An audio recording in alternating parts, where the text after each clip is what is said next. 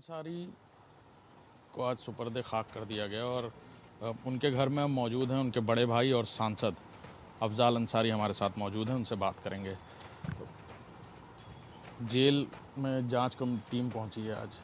ये कहा जा रहा है आप लोगों की तरफ से कि जहर दिया गया। कई सारी बातें हो रही हैं, लेकिन कई सारी ऐसी यादें भी थी बचपन से लेकर अभी तक। आप बड़े भाई थे, साथ में खेलते होंगे, बहुत कुछ आज आंखों के सामने गुजर गया। भैया मुख्तार हमसे 10 साल छोटा था। हमारे बड़े भाई हैं सिबगतुल्ला साहब, वो हमसे 2 साल बड़े हैं। हम जब विधायक हुए थे तो मुख्तार अभी हाफ पैंट पहन के फुटबॉल और हॉकी खेला करता था। वो क्रिकेट का बहुत अच्छा प्लेयर था, बॉलर भी अच्छा था और हिटर बैट्समैन था। उसके छक्के मशहूर माने जाते थे। गाजीपुर के टाउन हॉल के मैदान में वो छक्का मार देता था तो पूरी बिल्डिंग क्रॉस करके दूसरे मोहल्ले में गेंद चली जाती थी। छात्र जीवन गाजीपुर यहाँ अंसारी स्कूल में पढ़े, जो उनके पूर्वज के ही नाम से doctor M.A. Ansari inter college है, वहाँ पे उन्होंने स्कूलिंग की शिक्षा की। गाजीपुर से डिग्री कॉलेज से उन्होंने डिग्री हासिल की। उनके साथ बदनामी का सिलसिला जो जुड़ा, उसमें आप माफ़ कीजिएगा, मीडिया का भी बहुत वाइड रोल रहा। हमारे राजनीति और सियासत की कहानी मुख्तार अंसारी से और हमसे नहीं शुरू होती है। हमारे पुरखों में डॉक्टर M.A. अंसारी साहब जो थे, वो 1926-27 में इंडियन नेशनल कांग्रेस के प्रेसिडेंट थे। तब महात्मा गांधी के बड़े विश्वास पात्र लोगों में वो थे। इससे ही अंदाज़ा लगाइएगा उनकी औकात का कि कांग्रेस पार्टी के पास केंद्रीय कार्यालय का अभाव था। डॉक्टर अंसारी ने दिल्ली में अपनी कोठी, जो दारुल सलाम नाम है, दरियागंज मोहल्ले की कोठी नंबर 1, उसको उन्होंने केंद्रीय कार्यालय के लिए दे दिया था, सुपुर्द कर दिया था महात्मा गांधी को। और सारे देश में स्वतंत्रता संग्राम का जो आंदोलन चल रहा था, उसका संचालन वहाँ बैठ के होता था केंद्रीय कार्यालय में। उनके समकक्ष ही फरीदुल हक अंसारी साहब थे, जो पंडित नेहरू के रूम पार्टनर रहे हैं, और ये लोग एक साथ 12 लॉ की डिग्री लेकर वापस आए थे लंदन से। यहाँ एक ही दिन अरेस्ट हुए जब स्वतंत्रता संग्राम आंदोलन में ये लोग कूदे, और पंजाब की फिरोजपुर जेल में रखे गए थे। वो 2 बार राज्यसभा के MP रहे हैं। स्वर्गीय चंद्रशेखर जी जो पूर्व प्रधानमंत्री रहे हैं, वो फरीदुल हक अंसारी साहब के शिष्य थे। हमारे परिवार में डॉक्टर शौकतुल्ला अंसारी साहब रहे हैं, ये भी पंडित नेहरू के जिगरी दोस्तों में थे। 57 के चुनाव में इस सीट पर, गाजीपुर पर, वो कांग्रेस पार्टी से लोकसभा का चुनाव लड़े थे, किंतु कॉमरेड सरजू पांडे के सामने वो चुनाव हार गए थे। बाद में वो हैदराबाद से लोकसभा के MP हुए, गवर्नर रहे नेहरू गवर्नमेंट में। हामिद अंसारी साहब इसी परिवार के एक सदस्य हैं, जो देश की तरफ से विभिन्न मुल्कों में राजदूत की भूमिका में रहे हैं, देश की सेवा किया है। यूएनओ में भी भारत का प्रतिनिधित्व कर चुके हैं। Jamia, Aligarh university, vice chancellor और हर तरह की सेवाएं इन लोगों ने देश के निर्माण में और देश को आज़ाद कराने में और देश की सीमाओं की सुरक्षा में। ब्रिगेडियर उस्मान साहब का नाम कौन नहीं जानता, जो नौशेरा बॉर्डर पर पाकिस्तान की सेना से युद्ध करते हुए वीर गति प्राप्त किए। मरणोपरांत उनकी वीरता के लिए उन्हें महावीर चक्र मिला। तो ये एक ऐसा परिवार है जिसकी देश के स्वतंत्रता संग्राम आंदोलन में, देश के निर्माण में और देश की राजनीति में, सीमाओं की सुरक्षा में अपना बलिदान और योगदान रहा है। इस पीढ़ी में एक सवाल मैं पूछना चाहूँगा। आप बता रहे हैं इतना मुस्तिक परिवार और इतने सारे लोग और देश की राजनीति से लेकर विदेश तक, यूएनओ तक बैठे हुए लोग, कैसे ये पृष्ठभूमि अपराध से जुड़ गई और अपराधी और माफिया और इस तरह की बातें? आप सुनिए, इसका जवाब हम दे रहे हैं, लेकिन हम आपसे एक शर्त रखते हैं कि आप मेरी बातों को सुन के सत्य मत मांगिएगा, लेकिन आप इसको टेस्ट जरूर कर लीजिएगा। मुख्तार अंसारी, जिसके नाम के साथ लंबी सूची बताई जाती है अपराध की, ज़रा ये मालूम करने की कोशिश कीजिए। अब वो मर चुके हैं ना, अब तो मुकदमे सारे डेड हो गए, लेकिन सिर्फ ये मालूम करिए कि मुख्तार अंसारी कितने सालों से जेल में थे।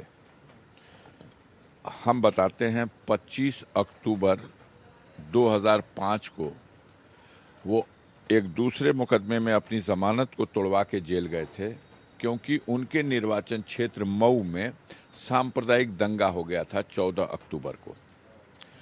और 17 अक्टूबर को जब वहाँ एसपी और डीएम हटाए गए तो नए एसपी साहब आए, उन्होंने उनके खिलाफ मुकदमा लिखाया कि क्षेत्रीय विधायक की भी भूमिका इस दंगे में। और उसको एक अक्सर आपके टीवी चैनलों पे दिखाया जाता है कि मुख्तार अंसारी एक खुली जिप्सी में हैं और ऊपर पर्दा नहीं है, बैठे हुए हैं और घूम रहे हैं, और उस पर पीछे 4 सिपाही वर्दी में राइफल कंधे पे लटकाए हुए खड़े हैं। और वो ऐसे दिखाया जाता है कि ये मुख्तार अंसारी देखिए मऊ दंगे में ये अपने घूम रहे हैं। ये बिल्कुल सही है, लेकिन वो जो फिल्माया गया वो इतना बड़ा धोखा हुआ है। मुख्तार अंसारी घर पे थे, टेलीफोन आया डीएम का, मऊ डीएम और मऊ एसपी दोनों ने कहा विधायक जी आप जल्दी मऊ आइए, यहाँ छोटी मोटी बात को कल रात की ले करके ये दंगे का रूप ले चुका है, आप जल्दी आ जाइए, हम सब लोग मिल के इस स्थिति को कंट्रोल करें। आप आ जाएंगे तो काफ़ी मदद हो जाएगी। और ये मऊ चले गए, यहाँ से 40 मिनट का रास्ता है। मऊ पहुँच गए, कोतवाली जब पहुँचे तो डीएम भी बैठा था, एसपी भी बैठा था, और कर्फ्यू ऐलान ये लोग कर चुके थे कि कर्फ्यू लग गया। और इन लोगों ने बताया कि जगह जगह आगजनी हो रही है और कई जगह हत्याएं भी हो गई हैं। तो उन्होंने कहा कि चलिए आप लोग भी अपनी अपनी गाड़ियां निकालिए, मैं भी निकाल रहा हूं, मैं भी अपनी गाड़ी, और चला जाए, घूमा जाए सड़कों पर और अपील की जाए, और हम लोग हिम्मत करेंगे तो दंगाइयों का हौसला पस्त हो जाएगा, ये दंगा रुक जाएगा। उन लोगों ने कहा हम आपको सुरक्षा दे रहे हैं, आप जनप्रतिनिधि हो, आप घूमो, हम नहीं जा पाएंगे। और वो 4 सिपाही कोतवाली से दे दिए सर, और ये लेके चले।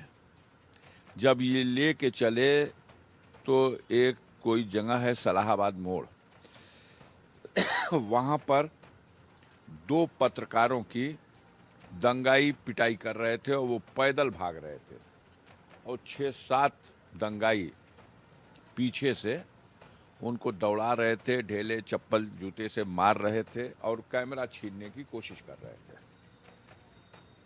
मुख्तार ने देखा, गाड़ी रोका, दंगाई डर गए, वो दोनों आकर के पैर पकड़ लिए, बस उनको गाड़ी में बैठा लिए, कहा तुम लोग गाड़ी में बैठो, ऐसे घूमोगे तो ये दंगाई हम मार डालेंगे और छीन भी लेंगे। अब उन दोनों को घर अपना पनाह दिए ना, बचा लिए, अपनी गाड़ी से लेके निकले कि किसी आउटर पोर्शन पे उतार देंगे, तुम लोग भाग जाना यहां से। अब वो बैठ के उसी गड़िया में अब फिल्म बना रहे हैं सब। देखिए खेल हो गया।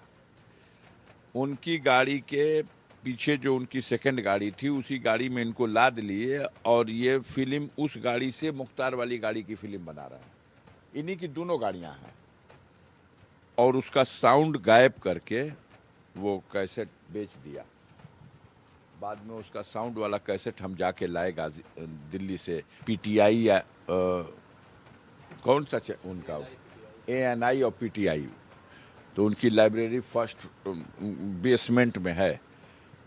वहाँ गए तो महीनों के बाद वो हमको कैसेट मिला तो उसकी ओरिजिनल आवाज़ पता चली कि मुख्तार दंगा करा रहे थे, कि मुख्तार दंगा बचा रहे थे।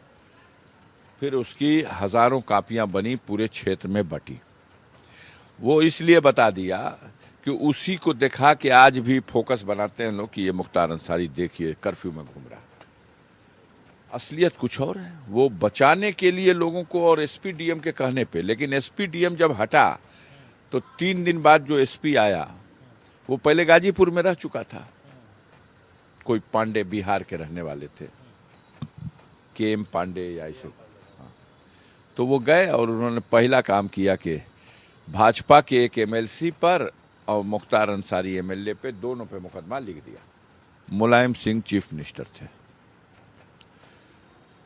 मुलायम सिंह की फोर्स ने दबिश डालना शुरू किया। मुख्तार अंसारी मऊ में कर्फ्यू लगा था 10 दिन। 14 अक्टूबर का दंगा था। 25 अक्टूबर को मुख्तार अंसारी यहाँ पे गाजीपुर में एक अपने मुकदमे की जमानतदार को ले गए और जमानतदार से दरखास्त दिलवा करके उसका जमानत हटा लिए और जेल चले गए।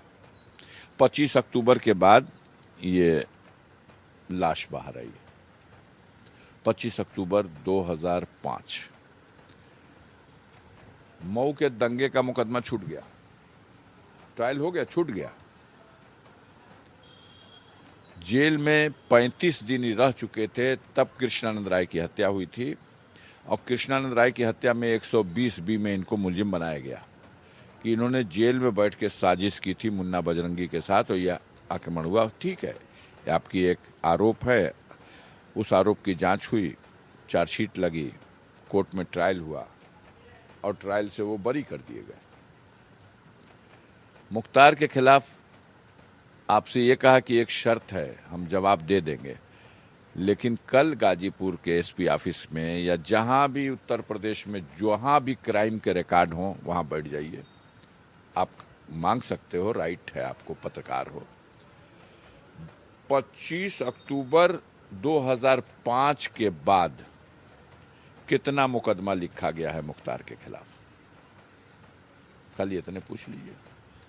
अगर आज की डेट में 65 है तो 64 मुकदमा 25 अक्टूबर 2005 के बाद का है।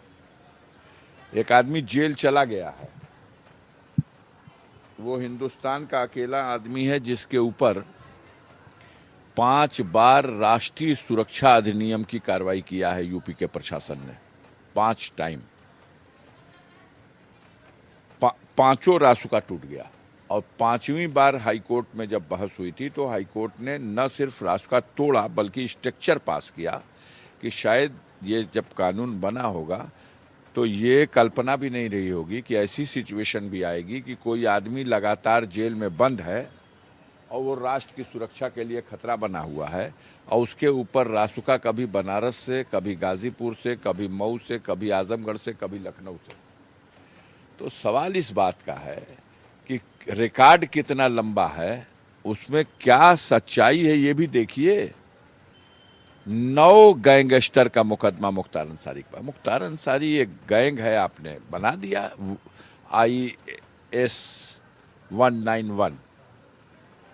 IS का होता है इंटर स्टेट, 191 गैंग का नंबर है, तो 192 भी कोई होगा, 193 भी होगा, 190 भी कोई होगा। इंटर स्टेट कोई 190 भी होगा। एक भी उत्तर प्रदेश में IS 1 से लेके IS 190 तक के बीच में किसी की कोई कहानी कोई मीडिया में आज तक छपती है? एक कैठो बना है गैंग 191। हमारा मानना है कि इस देश में जनता आज भी अभी गुलामी स्वीकार करने को तैयार नहीं। लेकिन इस देश की जो ब्यूरोक्रेसी है और जो एडमिनिस्ट्रेशन चलाने वाली बॉडी है, इसने गुलामी स्वीकार कर ली है। अब रूल ऑफ लॉ नहीं रह गया, आज कानून का राज नहीं है। आज सरकार जो कह रही है वो करना है, वो गैर कानूनी है तब भी करना है, कानून के का है तब भी करना है। देश के सामने बहुत विकट स्थिति है। मुख्तार का तो माला जपते जपते जपते अब तो दी इंड हो गया। मेरे किसी सफाई से कोई मुकदमा उसका ना छूट जाएगा और ना आप उसको शंकराचार्य लिख देंगे। मुख्तार अंसारी घोसी लोकसभा सीट से पार्लियामेंट का चुनाव लड़े कल्पनाथ राय के खिलाफ। कल्पनाथ राय एक जमाने में श्रीमती इंदिरा गांधी जी के बहुत विश्वास पात्र लोगों में थे और बड़े दमदार मंत्री माने जाते थे और बहुत बड़ा खूंटा थे वो घोसी के।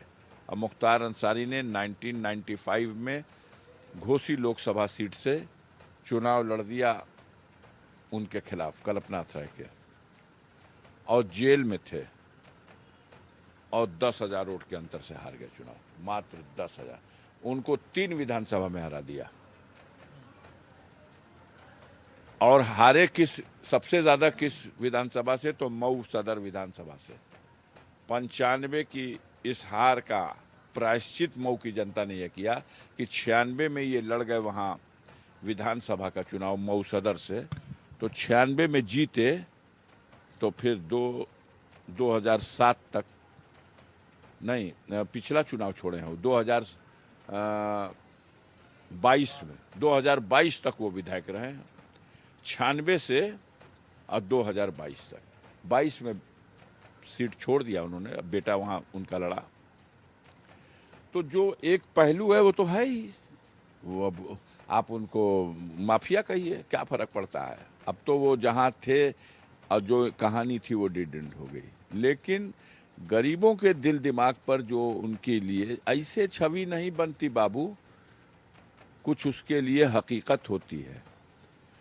वो मदद करते थे लोगों की, जितने गरीब गुरबा मेहनत कश इंसान, उनकी हर तरह की मदद करते थे और इस वजह से लोग उनको इतना प्यार करते थे, उस सच्चाई को कोई तस्लीम करने को तैयार नहीं। तो जुमेरात, जुम्मा, शनिचर, तीसरा दिन है। इस 3 दिन में उधर मौत की खबर बाद में डिक्लेयर हुई थी। सजाया जा रहा था कि डिक्लेयर करने से पहले चप्पे चप्पे पे फोर्स लगा दिया जाए। आप पता करिएगा, गाजीपुर में, मऊ में, पूर्वांचल के हर जिले में, आजमगढ़ में, अलीगढ़ तक और हर जगह फोर्स लगा करके एक जहां जहां उन लोगों को लगा कि मुख्तार के चाहने वाले हैं, एकदम आतंक मचा दिया। तब डिक्लेयर किया कि मुख्तार मर चुके हैं। क्यों इतनी डरी हुई है सरकार? अगर मुख्तार एक लुच्चा लफंगा गुंडा मवाली था तो क्यों डरी हुई है? और वो मानती है कि नहीं, उसने कोई बहुत अच्छा काम किया है मुख्तार को खत्म करा करके। मैं इसलिए कह रहा हूं कि आप मानेंगे नहीं, आप सरकार का रिकॉर्ड जो है, सूचना आयोग की ब्रीफिंग जो है कि वो हार्ट अटैक से मर गए, वो देते रहिए, लेकिन मेरे पास साक्ष्य है, पुख्ता सबूत है मेरे पास। कि आज कुछ डिटेल्स आई हैं, उसमें ये लिखा हुआ है कि प्राइमरी जो पोस्टमार्टम हुआ है उसमें ये पता चला है कि मौत की वजह कार्डियक अरेस्ट है। मौत का वजह कार्डियक अरेस्ट है, लेकिन मैं बता दूं, भारत के संविधान और कानून में इस बात की व्यवस्था है कि एक बाल और एक नाखून भी अगर उसका मिल जाएगा तो साल भर, 2 साल, 5 साल, 10 साल, 20 साल के बाद भी पता लग जाएगा कि जहर से अगर हत्या हुई है, तो ये बात स्पष्ट हो जाएगी। खुद मुख्तार ने मुझसे कहा है, खुद मुख्तार ने लिख करके न्यायालय में दिया है। उनके तरफ से न्यायालय में 19 तारीख को एप्लीकेशन पड़ी है, उनके वकील ने भी लिख करके दिया है, और हमने टेलीफोन करके 20 तारीख को सुपरिटेंडेंट जेल से कहा है कि मुख्तार की तबीयत खराब है और आप इलाज नहीं करा रहे हैं, उसकी बहुत हालत खराब है। उनके वकील गए थे मिलने, उन्होंने हमको फ़ोन किया है, कोर्ट में भी दरखास्त दी गई है, कोर्ट से भी संज्ञान लिया गया है। आप उसका इलाज कराने के लिए क्यों नहीं हॉस्पिटल भेज देते? कहे नहीं, हमने बोर्ड बना दिया है, 2 हॉस्पिटल के डॉक्टर आ गए हैं, एक हमारे जेल का डॉक्टर है, अब उनका इलाज हो रहा है, वो ठीक हो जाएंगे। हमने कहा हमें पता चला है कि उनको जहर दिया गया। तो कहे कि नहीं, हम लोग के यहाँ खाना चेक करके दिया जाता है। हम कहा 40 दिन पहले जो खाने को चेक करने वाला डिप्टी जेलर था और जो बंदी रक्षक सिपाही था, ये दोनों भी तो खाना चेक किए उसका और बीमार पड़ गए थे, जिनको आपने हॉस्पिटलाइज कराया। 5 दिन वो हॉस्पिटल में भर्ती रहे, उनकी चेक हुआ और निकला उसमें कि उनको पॉइजन था पेट में। तो जो खाना चेक करने वाले ऑफिसर थे, जेल का डिप्टी जेलर, जेल का बंदी रक्षक, उसके ऊपर हो चुका है ये 40 दिन पहले। अब ये मुख्तार के साथ हो गया है। कहे नहीं नहीं नहीं, अब वो देखिए, हम डॉक्टर अभी आधा घंटा पहले हम डॉक्टर बैठा के आए हैं उनके साथ, अब वो दवा ले लेंगे, अब वो ठीक हो जाएंगे। और ये 20 तारीख की बात है, मेरे रिकॉर्ड में है, अभी सुनाऊंगा आपको।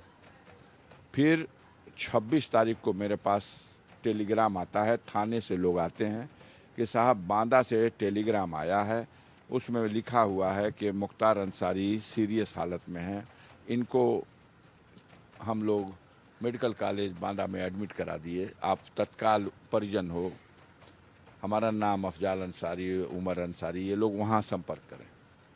हम लोग जाते हैं और सुपरिटेंडेंट से उस दिन भी बात करते हैं 26 तारीख को कि हमने आपसे कहा था कि मुख्तार को जहर दिया गया है, आप मान नहीं रहे थे, आज उसकी हालत ये हो गई कि वो मूर्छित हो गया। कहने मैंने भेज दिया है, हॉस्पिटलाइज है, आपको भी इसीलिए सूचित कर दिया था, आप आ जाइए, देखभाल कीजिए, अब वो ठीक हो जाएंगे। हमने कहा परमिशन बना दीजिए, हम पहुंच रहे हैं, हमारा कज़न मंसूर पहुंच गया है, हम लोग मिलेंगे। उस दिन डॉक्टर से जब हम मिलते हैं मेडिकल कॉलेज में, मुख्तार से मिले, मुख्तार उनके समन्वय कह रहा है कि भैया हमको खिलाया गया है जहर और इलाज कुछ और हो रहा। हमने डॉक्टर से पूछा कि आप क्या हैं साहब? कहे हमारे साथ 2 और डॉक्टर हैं, बुलाइए। तो वो फार्मासिस्ट थे सब। और डॉक्टर को कहा कि आप किस चीज़ के डॉक्टर हैं? तो बोला कि हम सर्जन हैं। कहा कि सर्जन है तो हम हार्निया वगैरह का ऑपरेशन करते हैं। तो हमका मुख्तार का जो एडमिट किया है आपने, आईसीयू में रखा है आपने, इनका केस क्या है? कहे देखिए इनका सर्जरी का तो कोई केस नहीं है। तो हम कहा तब आप क्या कर रहे हैं इसमें? कहने हम मेडिसिन वालों से टेलीफोन से पूछ लेते हैं, मेरे जो कुलीग डॉक्टर हैं कहीं लखनऊ से पूछ लेता हूँ और उसके हिसाब से दवा चला रहा हूँ। हमने कहा यार ऐसा मत करो, अगर नहीं समझ रहा है तो आप रिफ़र कर दो, हम परिवार के लोग हैं, हम परिवार खर्च उठाने को तैयार है, इनको आप एडमिट करा दो पीजीआई में या एम्स में या मेदांता में। कहे नहीं, हम इनको 3-4 दिन में बिल्कुल खड़ा कर देंगे। मुख्तार कह रहे थे कि हम अपने से बैठ भी नहीं पा रहे हैं भैया, खड़ा होना तो दूर की बात है। तो वो कहा कि हमको 3-4 दिन का देखिए समय दीजिए, हम इनको सही दवा दे रहे हैं, देखिए इनका ऑक्सीजन लेवल ठीक हो गया, देखिए इनका ब्लड प्रेशर भी मेंटेन कर गया है, 3-4 दिन में हम इनको बिल्कुल ठीक कर लेंगे। और हम लोग मिल के आ रहे हैं, 2 घंटे के अंदर वही डॉक्टर से लिखवा लिया जा रहा है कि ये फिट है।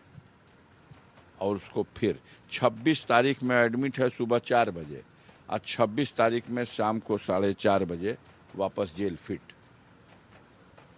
जो डॉक्टर कह रहा है कि हम 3-4 दिन में इनको खड़ा कर लेंगे, वही डॉक्टर लिख दे रहा फिट। अगर फिट था, और एक दिन खूब न्यूज़ चलवाया आप लोगों से कि मुख्तार को कुछ नहीं हुआ था, सब जांच आ गई, रिपोर्ट एकदम फिट, खूब चला। अगर वो फिट था तो 30 घंटे के बाद ये क्या हो